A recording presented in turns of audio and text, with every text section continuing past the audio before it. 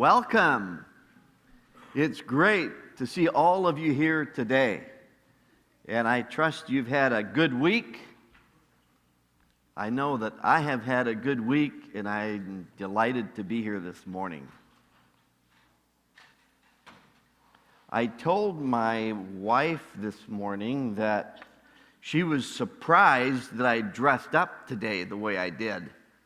And I said, well, I've been seeing some really neat photos on Facebook and Instagram from prom.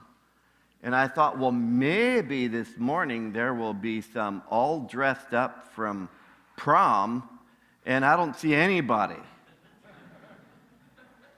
So I kind of feel out of place. I should maybe just remove my tie and but I guess I won't right now. So today, I'm excited to talk about something, a sermon I've never preached about before, but I've thought about it, I don't know how often, and when month or so ago, whenever it was, that Pastor Jimmy and I were talking, and he was talking about something. I said, well, what about those women that are listed in Matthew chapter 1?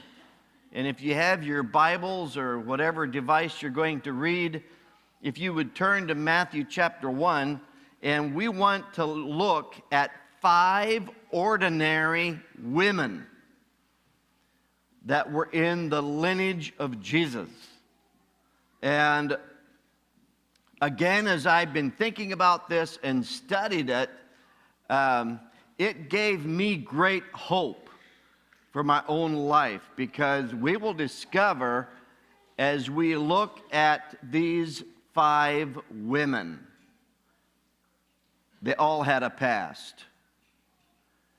And some of them didn't have that rosy of a past, and yet they're included in the lineage of Jesus the Messiah that we celebrated last Sunday.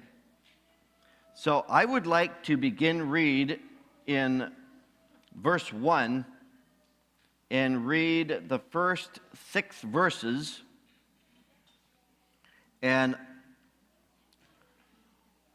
I don't know if I'm going to have the correct pronunciation of all of these names or not, but I'll give it a shot. So here we go. This is a record of the ancestors of Jesus the Messiah, a descendant of David and of Abraham. Abraham was the father of Isaac. Isaac was the father of Jacob. Jacob was the father of Judah and his brothers. Judah was the father of Perez and Zerah, whose mother was Tamar. Perez was the father of Hezron. Hezron was the father of Ram. Ram was the father of Amminadab. Amminadab was the father of Nahshon. Nahshon was the father of Salmon. Salmon was the father of Boaz, whose mother was Rahab. Boaz was the father of Obed, whose mother was Ruth. Obed was the father of Jesse. Jesse was the father of King David. David was the father of Solomon, whose mother was Bathsheba, the widow of Uriah. Now if we'll drop down to verse 16. Jacob was the father of Joseph, the husband of Mary. Mary gave birth to Jesus, who is called the Messiah. 5 ordinary women. I'm going to be reading portions of Scripture this morning because some of these women you may be very familiar with. You may be familiar with the Old Testament stories. For others of you, you might be shocked to hear what Scripture has to say about these 5 women? And why in the world would they be included in the lineage of Jesus the Messiah? So let's begin our journey. The first one that is listed there in verse 3 is Tamar, and we find her story in Genesis chapter 38. Genesis chapter 38, and I'll give just a little bit of a backdrop here. This is in the storyline of how that Joseph, the younger son of Jacob, was sold by his brothers to the Midianites, and this account with Judah and Tamar is sandwiched right in the middle of this narrative of where it talks about how that Joseph was sold into slavery. So Joseph's brother, older brother Judah, is the one that we're talking about here. And let me just back up a little bit further. You might be familiar with the term the Israelites. The word Israel was given to Jacob, the father of Judah. And Jacob was the father of the Israelites. God changed his name a little bit later on and said, your name is no longer going to be Jacob, but it will be Israel. So when we refer to Jewish people today, and the lineage of Jesus was Jewish, but what we will discover today is that there were some non-Jewish women that came into the picture, and so we have a blend of Jewish women that were mixed in, and I believe it just simply shows that Jesus didn't come to save just the Jewish people, but he came to save us Gentiles as well. And so let's begin in chapter 38 of Genesis and verse number 6. In the course of time, Judah, which would have been the son of Jacob or Israel, in the course of time, Judah arranged for his firstborn son, to marry a young woman named Tamar. But was a wicked man in the Lord's sight, so the Lord took his life.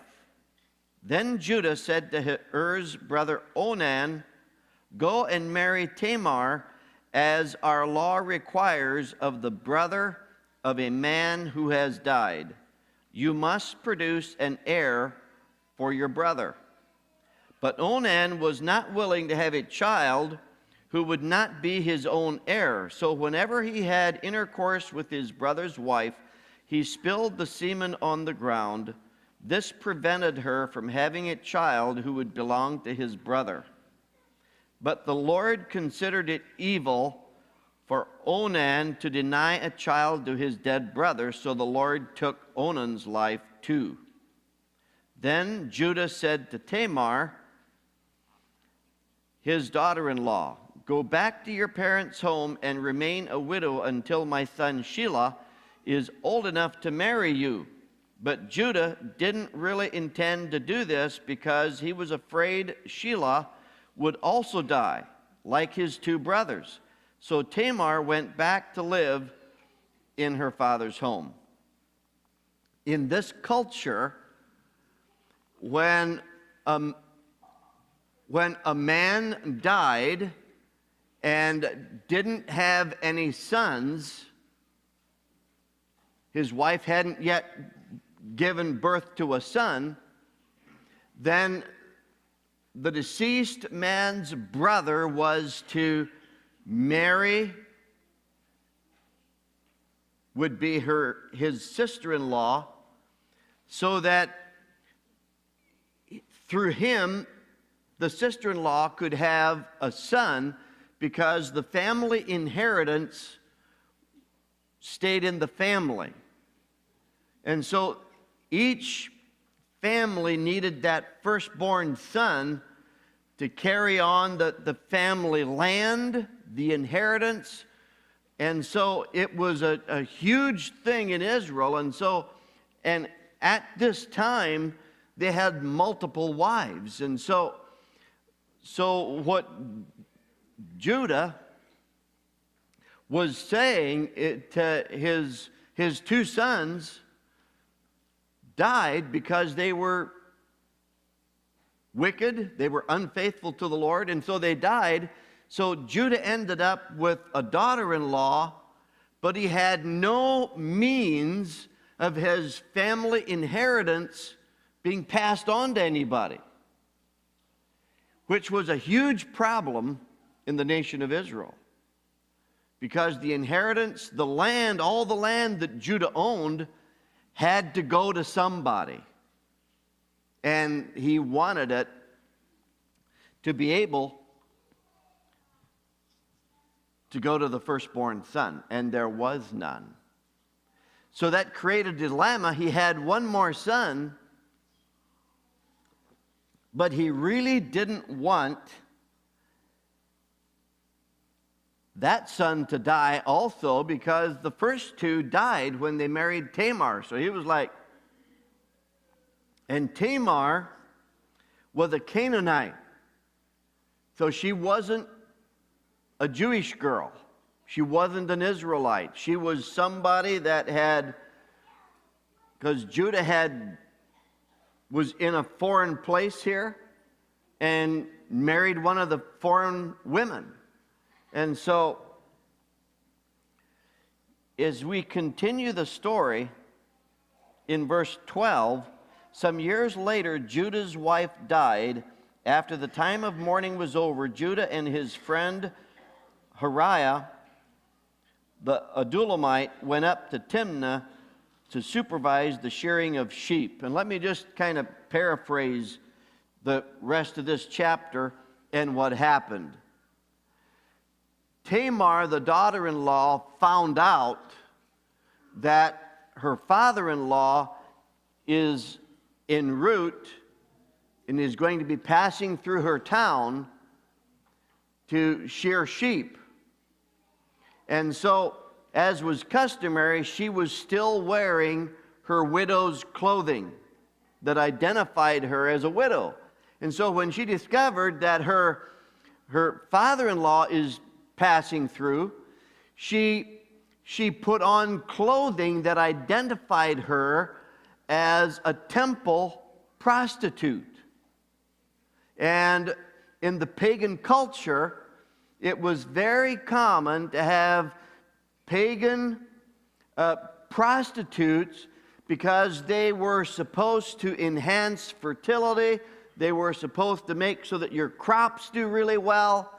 And so, even though that wasn't who she was, she decided that she would do that.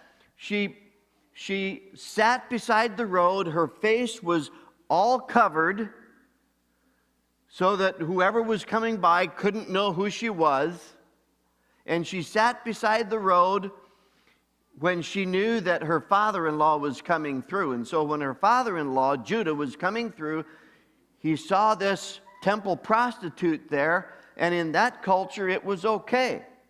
So he went to her and he said, "I'd like to spend a little time with you." And so they arranged a deal.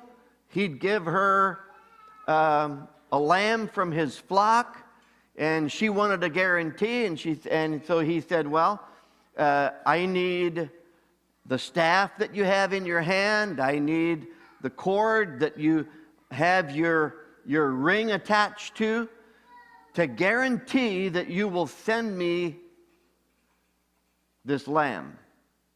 And so they arranged. They had sex, and she became pregnant. But he didn't know he was with his daughter-in-law. So Tamar, that is in the lineage of Jesus, is now pregnant through her father-in-law, but he doesn't know it. And 3 months later, he finds out, word gets back, that, hey, your daughter-in-law is pregnant. And she acted like a prostitute. And so in his way of thinking now, the father-in-law, Judah, here my daughter-in-law is pregnant. Suppose she has a son, and my inheritance is going to somebody that I don't even know.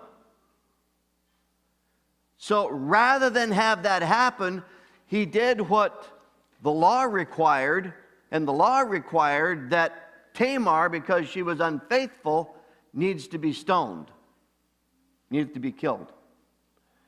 So he told the elders of the town, you got to bring Tamar out. We're going to kill her because she was unfaithful.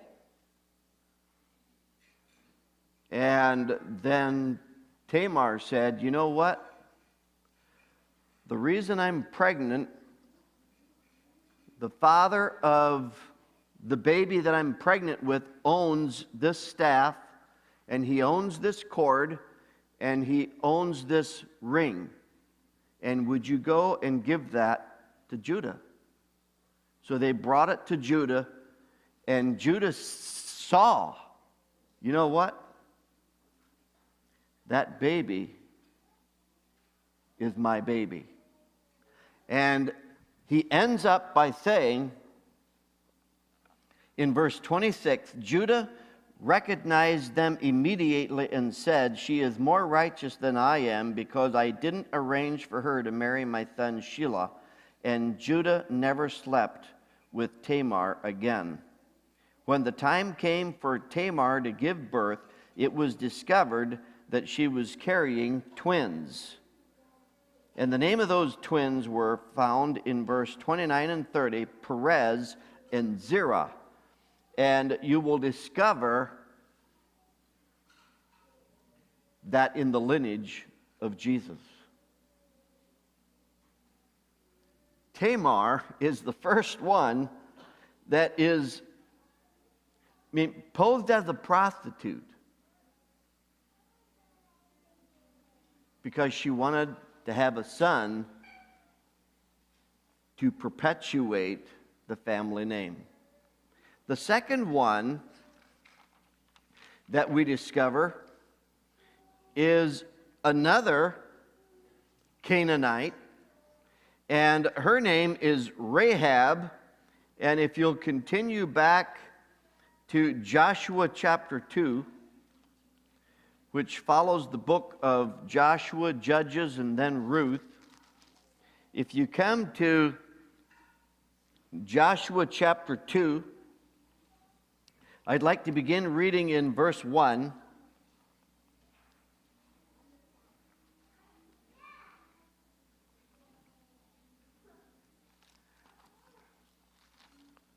I went too far. I skipped to the book of Ruth. Joshua chapter 2 is what I want, where we're talking about Rahab. Joshua chapter 2, verse 1. Joshua has now been appointed as the leader of the Israelites to lead them into the land of Canaan. And so he is sending out spies to check out the area to see how much manpower it's going to take to conquer the land, especially Jericho. Verse 1. Then Joshua secretly sent out 2 spies from the Israelite camp at Acacia Grove. He instructed them, scout out the land on the other side of the Jordan River, especially around Jericho. So the 2 men set out and came to the house of a prostitute named Rahab and stayed there that night. But someone told the king of Jericho, some Israelites have come here tonight to spy out the land. So the king of Jericho sent orders to Rahab, bring out the men who have come into your house, for they have come here to spy out the whole land. Rahab had hidden the 2 men, but she replied, Yes, the men were here earlier, but I didn't know where they were from. They left the town at dusk as the gates were about to close. I don't know where they went. If you hurry, you can probably catch up with them." Actually, she had hidden them. She had taken them up to the roof and hidden them beneath bundles of flax she had laid out. So, we will discover as we continue to read that Rahab's house was built into the wall of the city, on the outside wall. And so it was, some people say that it was not only was she a prostitute, but it was kind of like an older style inn or a bed and breakfast where travelers coming through could spend the night there. And so these two spies that Joshua sent out, it would not raise suspicion were they to go to this place, this inn, or the prostitute's house, because it was very common for travelers traveling through to spend the night there. And so when the king was told that there's two Israelites at Rahab's house, he immediately, in his mind, he was like, they're spying out the land. And we've heard the horror stories of how the Israelites have defeated everything in their path. And so we need to get rid of these spies. So he sent people over to Rahab's house and said, bring out these two guys. Well, Rahab also had heard the stories of how that the Israelites destroyed everything in their path, and so she decided, you know what? I'm going to protect these guys, and I'm going to work out a deal with them that when they come through to take over this town, that myself and my family can be saved. So she hid them up on the roof of her house and put barley flax over top of them to cover them up. So when the guys came, she just said, well, yeah, they were here, but they left. So in other words, in the officer's mind and in the king's mind, these guys just wanted a little fling. They got what they wanted and they moved on. So it didn't raise suspicion. And so they went on searching on down the road the way they thought these Israelite spies were going. And so she comes back, and I'd like to pick up in verse 12. Now swear to me by the Lord that you will be kind to me and my family, since I have helped you. Give me some guarantee that when Jericho is conquered, you will let me live along with my father and mother, my brother and sisters, and all their families. We offer our own lives as a guarantee for your safety, the men agreed. If you don't betray us, we will keep our promise and be kind to you when the Lord gives us the land. Then down in verse 18, when we come into the land, we must leave this scarlet rope hanging from the window through which you let us down, and all your family members, your father, your mother, brothers, and all your relatives must be here inside the house. And in verse 21, I accept your terms, she replied, and she sent them on her way, leaving the scarlet rope hanging from the window. And if we go to chapter 6 and verse 24, after the children of Israel had marched around that city of Jericho once a day for 6 days, and on the seventh day they marched around it 7 times. They shouted, they blew the trumpets, and the walls came crashing down. And then in verse 24 it says, meanwhile Joshua said to the 2 spies, keep your promise, go to the prostitute's house and bring her out along with her family. The men who had been spies went in and brought out Rahab, her father, mother, brothers, and all the other relatives who were with them. They moved her whole family to a safe place near the camp of Israel. Verse 25, so Joshua spared Rahab, the prostitute, and her relatives who were with her in the house because she had hidden the spies Joshua sent to Jericho, and she lives among the Israelites to this day. The account we read in Matthew states that Rahab married Salmon, who was the father of Boaz.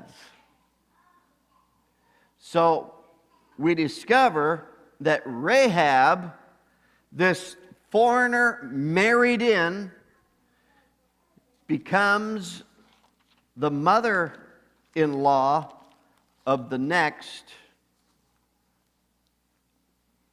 lady we want to talk about, which is Ruth. If you go to the book of Ruth, and that follows Joshua, Judges, and then Ruth. Some of you may be more familiar with the story of Ruth, of how that she came along, and she was a Moabite, also a Gentile. So these first three are all non-Jewish women that came in, married into Jewish families.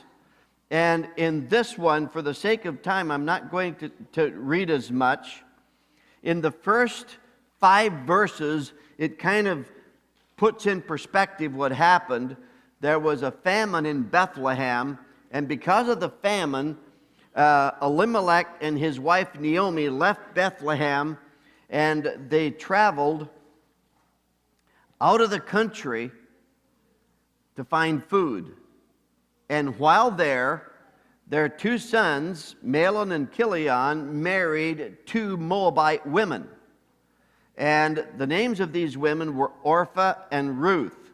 And after 10 years' time, both of these men died.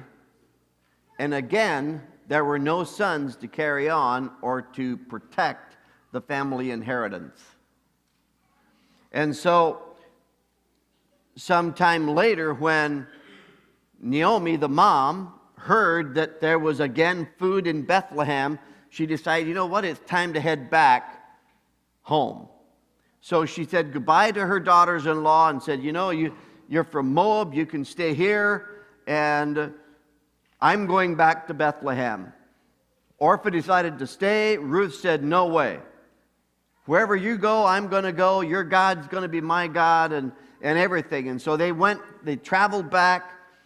They get back to Bethlehem. The town was all excited about having them back. And then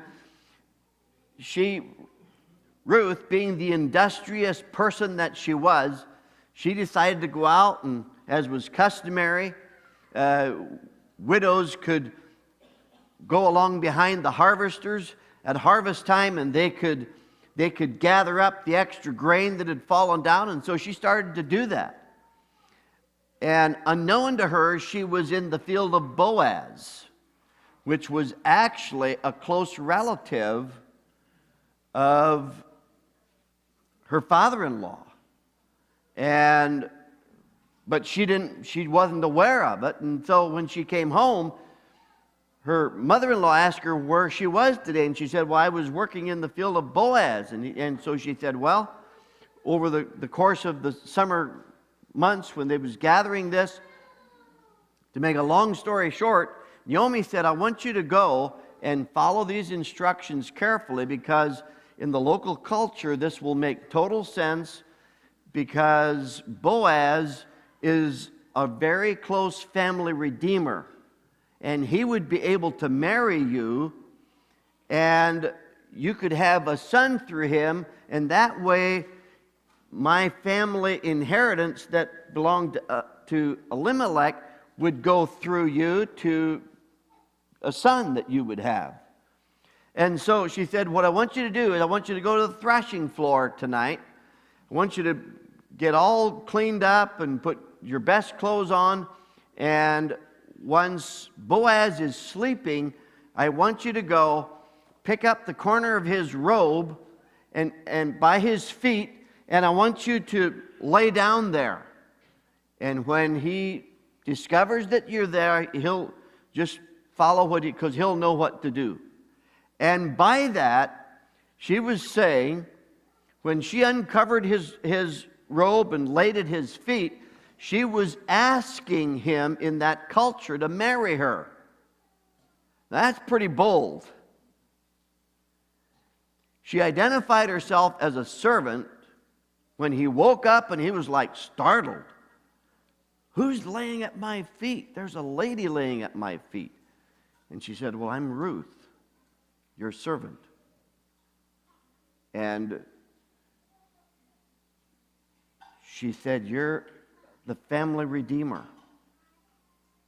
And he must have been thinking about it, because he said, you know what? First thing in the morning, I'll check it out. There's one other person that is closer than I am.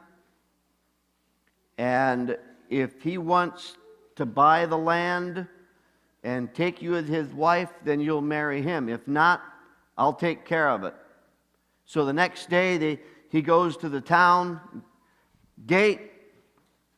The other one that was closer to him shows up, and he said, do you want to buy the land that Elimelech, our brother, has had? And he said, sure. He said, I'll buy that. And then he said, now if you buy that, you also have to marry Ruth so she can have a son where this inheritance can follow through. And he said, I can't do that because it'll put the rest of mine in jeopardy.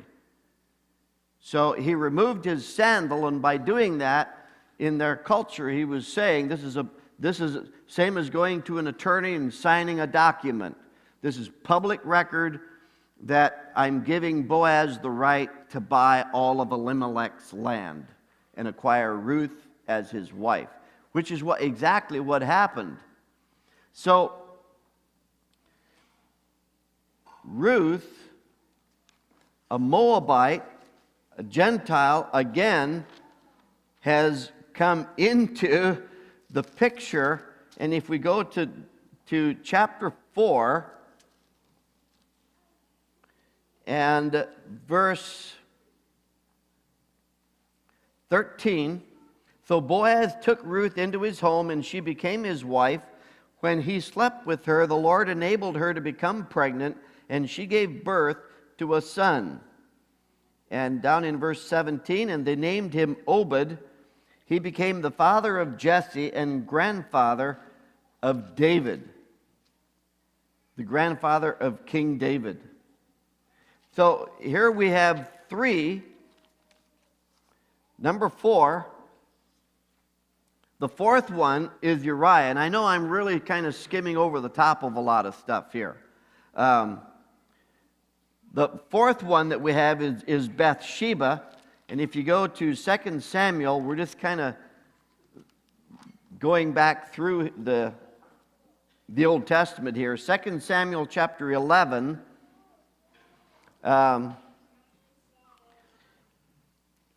Begin reading in verse 2. Late one afternoon, after his midday rest, David got out of bed and began walking on the roof of the palace.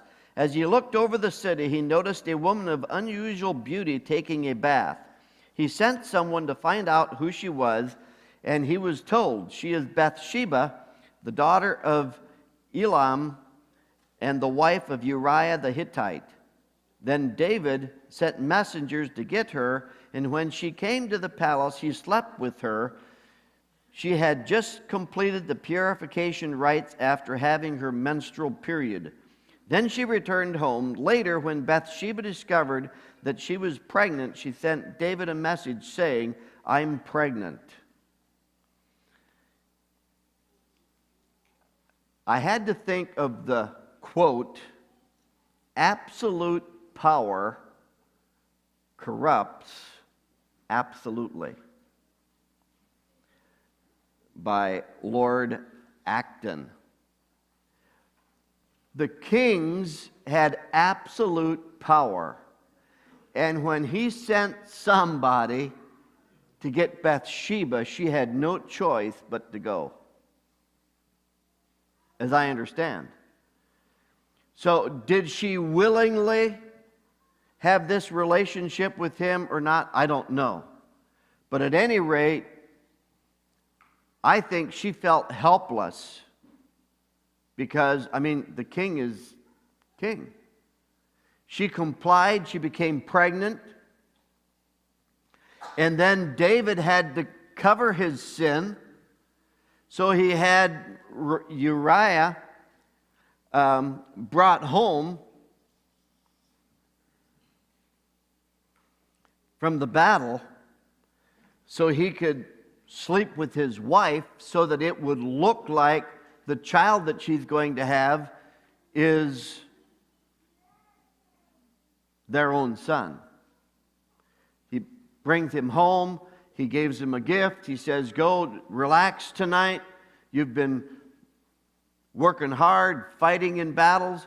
But because of his dedication to the king and to Joab, the commander of the army, he wouldn't do it to go home and spend the night with his wife, but slept on the steps of the palace. He got him drunk the next night, the king did, and figured surely now he'll go home, and he still didn't go home. He just slept at the palace. And when the king confronted him about it, he said, I really can't. How could I do that? Because Joab and all the rest of the men are out there, they're fighting this battle, and how could I dishonor them by going home, having a relationship, intimate time with my wife when they're in this perilous danger? I can't do that. So then David had to resort to more drastic measures, and he sent his death warrant with Uriah, except Uriah didn't know it. And he told Joab the commander, go up close to the next town and have Uriah in the forefront so that he gets killed, which is exactly what happened. The archers started shooting down from the city wall. Not only was Uriah killed, but a number of other men were killed because of the sin of David. And the Bible says that after the time of mourning was past, David sent for Bathsheba and said, I want you to come. You're going to be my wife. That son that they had out of that relationship died. And then she became pregnant again, and she gave birth to Solomon, which followed David in the royal throne as being king of Israel.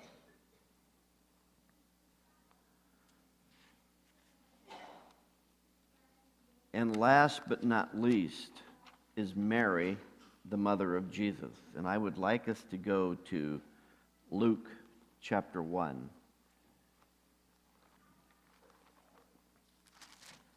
Luke chapter 1,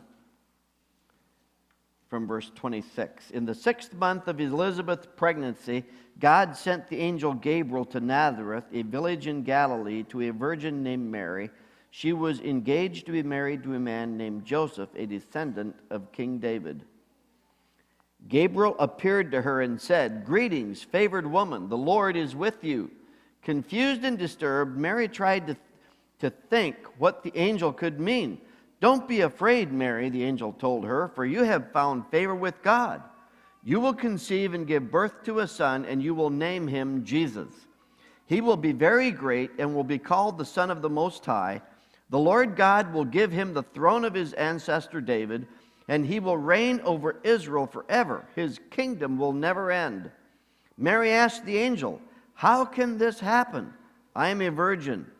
The angel replied, The Holy Spirit will come upon you, and the power of the Most High will overshadow you. So the baby to be born will be holy, and he will be called the Son of God. Mary's response in verse 38, I am the Lord's servant. May everything you have said about me come true. Here is a young girl, could very well have been the age of some of these girls right here on the front bench. Just think if an angel would have showed up and given you a message like that. What would your response have been? But she was willing. We're familiar with the story of Mary. But if you would put yourself in her shoes, it wasn't maybe such an easy choice that it would appear for us looking back. What I want us to think about for just a little bit in our remaining time is that it's easy now to open the Scriptures, to read these stories, because we know how it ends up. What they didn't know how it was going to end. When Tamar was pregnant, she didn't know how the story would end. She probably felt violated. She probably felt like a failure. And the same could be said for Rahab. The same could be said for Bathsheba. And the list goes on and on and on. And here Ruth also discovers herself in a foreign country, gets married to a guy that's older than what she is. But God used each of these ordinary women, and that's the point that I want to make. God still today uses ordinary people. Even the disciples that he called were ordinary. They were looked down on by the religious elite. And as I thought about some of those things, in 1 Corinthians 1, verse 26 and 27, in the Message, it reads like this. Take a good look, friends, at who you were when you got called into this life. I don't see many of the brightest and best among you, not many influential, not many from high society families. Isn't it obvious that God deliberately chose men and women that the culture overlooks and exploits and abuses, chose those nobodies to expose the hollow pretension of the somebodies? That makes it quite clear that none of you can get by with blowing your own horn before God. Everything that we have, right thinking and right living, a clean slate and a fresh start, comes from God by way of Jesus Christ. That's why we have the saying, if you're going to blow a horn for God. What does this mean for us today?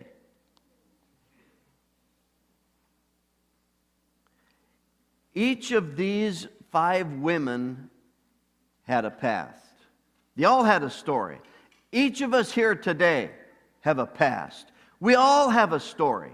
And if we would look at what we would deem as failures or things where we really didn't handle things well, all of us could feel unqualified. But in the same way that God could use prostitutes, He could use foreigners, bringing them into a different country, He used them to display God's grace, God's love, God's forgiveness.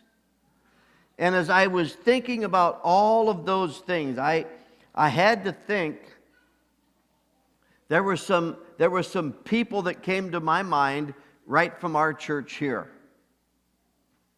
And if I mention your name, I'm in no way insinuating that you have a bad past. What I'm saying is that in the same way that Tamar and Rahab and Ruth and Bathsheba and Mary. When these events were happening in their life, they didn't know how it was going to impact future generations. But God used them to impact future generations. And as I thought about that, I thought of Velma Kime. And I don't think she's here this morning, but I thought of Leah's mom. When she was giving birth to her children, I don't think she had any idea of the impact, and I'll focus on Leah because Leah's here. She didn't know Leah was going to be traveling around the world. God using her in Spanish, in English, different cultures. She didn't know that she was going to have an impact in youth. She didn't know that she would be used to help coordinate this powerful drama we had last Sunday.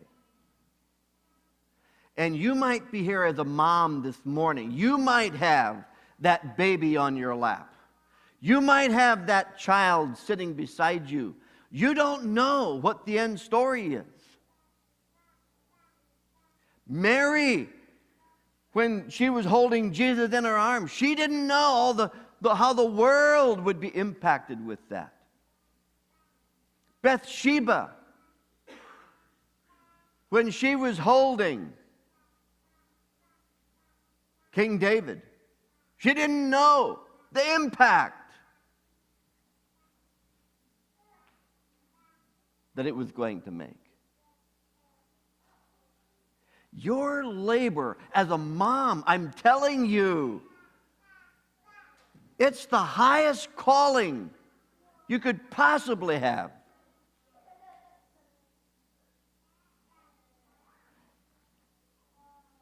Here's a couple more. I thought of Kurt's mom, and I found out this morning when I talked to Kurt, because I couldn't remember what her name is. Her name is Dorothy. Dorothy, would you mind just raising your hand a little bit? I asked Kurt if I can do this, and he gave me permission, so if I'm in trouble, talk to Kurt. But, Dorothy, when you were holding Kurt in your lap, you probably had no idea how he would impact people. Let me just give a couple of examples. Kurt was our worship leader here for quite a number of years.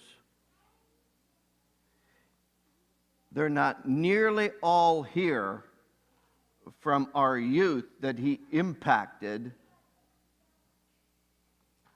Him and Jimmy both, when they brought these youth under their wings, helped them develop their skills of playing instruments and leading worship.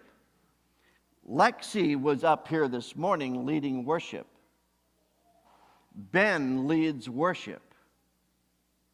Erica led worship. I mean, the list goes on and on of people, because Dorothy, I recognize your face, but I don't know you. But there was DNA that was passed from you and your husband to Kurt that has profoundly impacted our church.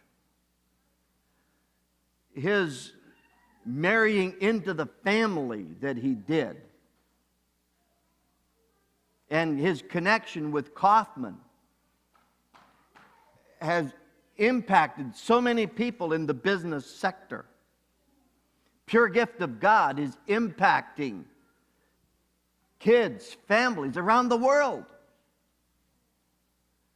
And yet, I don't know if the birth was easy or hard, but was with my wife when she gave birth to our 4 children, and I'm sure glad I didn't have to do that. It was painful. And sometimes, moms, when the kids are in that 2- and 3-year-old and they're like out of control, it seems like, I want you to know there's light at the end of the tunnel. Thank you for being faithful. God is using you, has used you.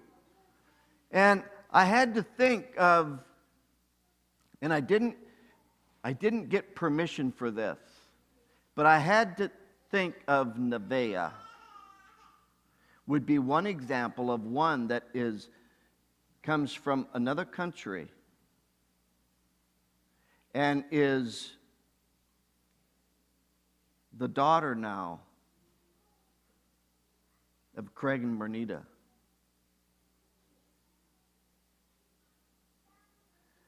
And if Jesus should not return right away, and if there should be some time, there might be sometime out in the future somebody saying, you know what?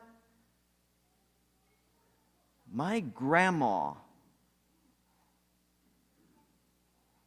came from, was it Russia? Russia? My grandma came from Russia. And I'm so thankful for the impact she has on my life.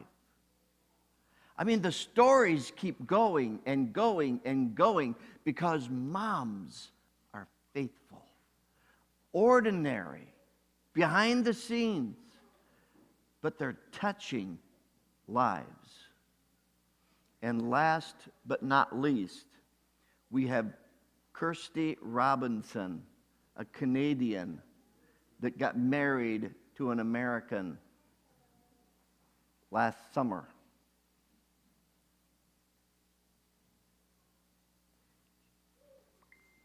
God's big picture is amazing. And He uses women to accomplish His plan. Father, I thank You so much